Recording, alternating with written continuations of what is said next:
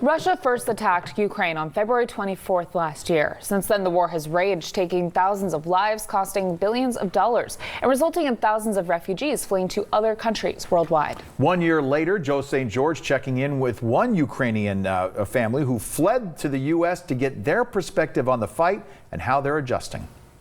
Let's go.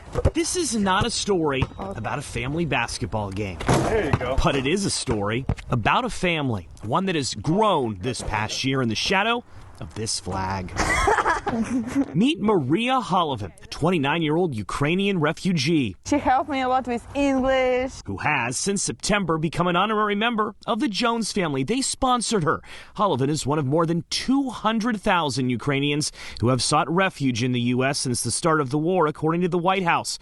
Home for her is no longer a war zone. It is Winterville, North Carolina. It's not safe to be in my country now. We wanted to chat to get her perspective 1 year after the start of the war. She tells us conditions remain challenging in Ternopil, her hometown. Having no electricity is common for her grandmother, who has refused to leave. Holovin said she tried to stay, but after a few months leaving just made sense. She said, if you have this opportunity, you need to try to take and create something for you, because you are young and you need to be in a safe place. We are speaking not just to learn about life in Ukraine now, but also to learn about how life in the U.S. has been for Ukrainians who came here. To be here alone was hard for me. She says in the beginning it was difficult. Winterville isn't diverse like New York or Chicago, but after taking an English-speaking course locally, life has drastically improved. She's made friends and has a job at the local Sam's Club. She just got her driver's license and a new apartment.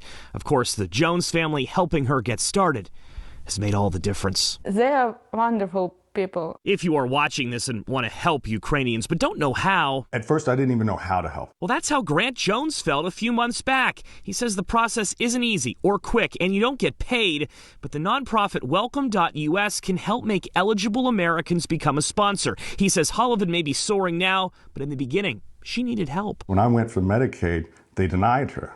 And so I had to print out the state and federal laws that said people who come here under the United for Ukraine are entitled to these, and it is illegal to deny them. I can't go fight. I don't have any tanks to give them, but I can take care of Maria. As for Holovin's future, do you want to one day move back to Ukraine?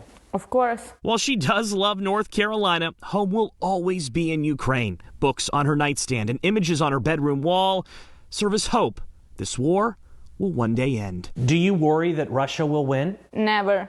They never will win. Joe St. George, Scripps News, Winterville, North Carolina.